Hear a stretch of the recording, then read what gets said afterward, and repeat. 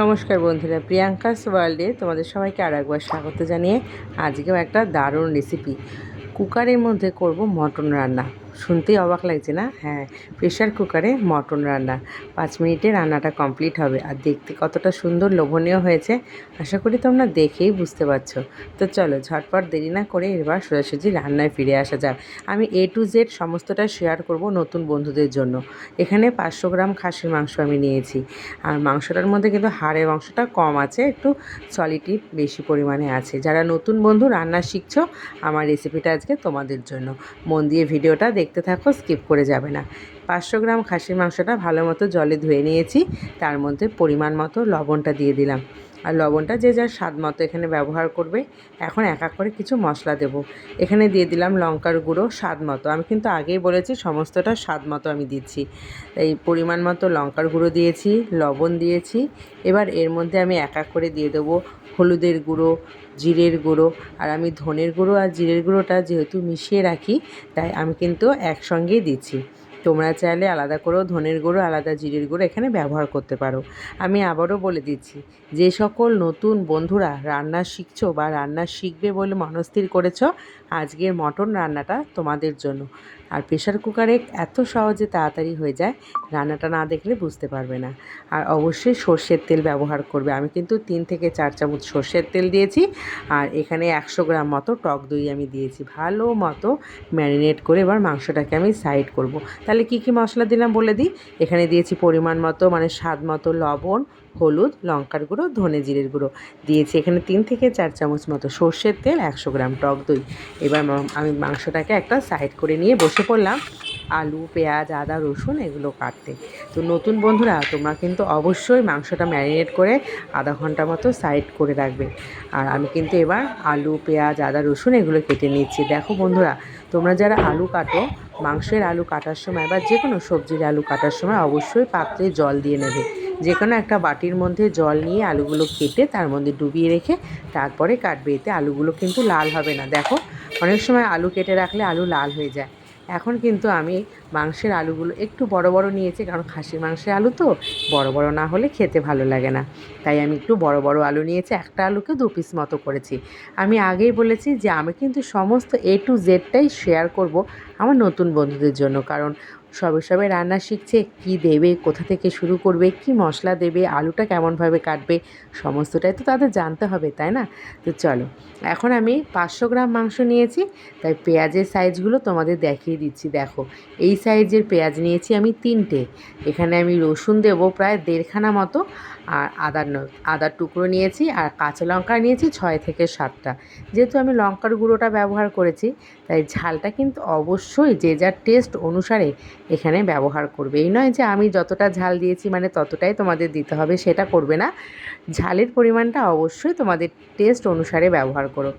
আলুটা তো কেটে আমি ধুয়ে নিয়েছি, আগেই বলেছি আলু কাটার সময় জলে ডুবিয়ে রেখে ধোবে, তাহলে আলু লাল হবে না। আর এখানে আমি পেঁয়াজ নিয়েছি, আদা, রসুন, লঙ্কা সমস্ত কিছু আমার কিন্তু রেডি হয়ে গেছে।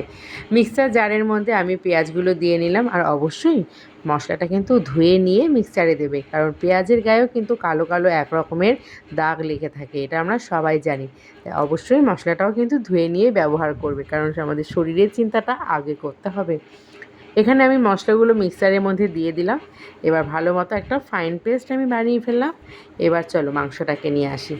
দেখো, আধা ঘন্টা ম্যারিনেট করার পর মাংসটার কালারটাই চেঞ্জ হয়ে গেছে। এখন আমি বেটে রাখা মশলাটা মাংসের মধ্যে দিয়ে দিলাম, ব্যাস। আর কিচ্ছু করতে হবে না। দেখো, আমার তো এখানে অর্ধেক রান্না হয়েই গেল। এবার যে রান্নাটা আছে সেটা তো এখন আমি চটজলদি তোমাদেরকে দেখিয়ে দিচ্ছি। চলো, এবার আমি একটা কড়াই বসিয়ে দিয়েছি। এবার কড়াইটার মধ্যে ভালো মতো তেল গরম করে নিচ্ছি। আমি আগেই বলেছি বন্ধুরা, আমার এই যে রান্নাটা করছি, যে কড়াইটা দেখতে পাচ্ছ, এই কড়াইটা কিন্তু বেশ পুরানো কড়াই, তোমরা দেখেই বুঝতে পারছো। চলো, এখন তেলের মধ্যে এক এক করে কিছু মশলা দেবো। দিয়ে দিলাম একটু গোটা গরম মশলা আর একটু জিরে ফোড়ন।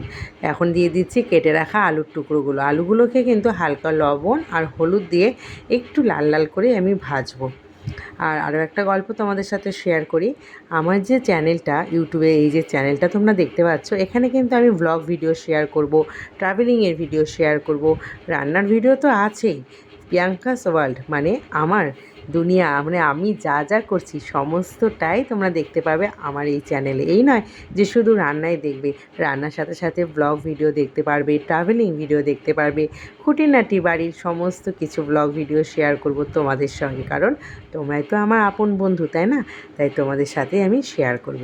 ভালো লাগলে অবশ্যই একটা সাবস্ক্রাইব করে পাশে থেকো দিদিভাইকে, আর অবশ্যই পাশে থাকা বেল নোটিফিকেশানটা তোমরা কিন্তু অন করে রাখবে, কারণ ওইটা যদি অন করা থাকে তাহলে কিন্তু আমার যে কোনো ভিডিও নোটিফিকেশানটা তোমাদের কাছে আগে পৌঁছে যাবে।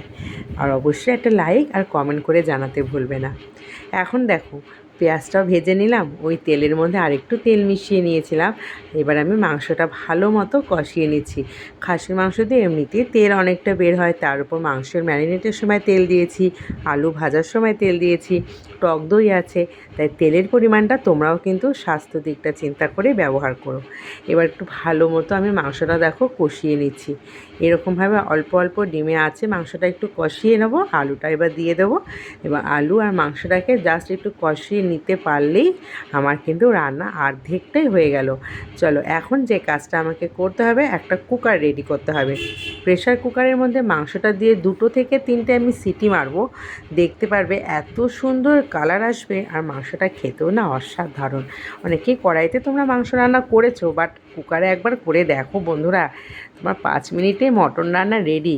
আর চিন্তাই করতে হবে না, যত লোকজনই আসুক বা যে অকেশনই বাড়িতে থাকুক, ঠিক এরকম কায়দায় একবার মাটন বাড়িতে বানিয়ে দেখো, 5 মিনিটে মটন রান্না কিন্তু তোমার কমপ্লিট হয়ে যাবে।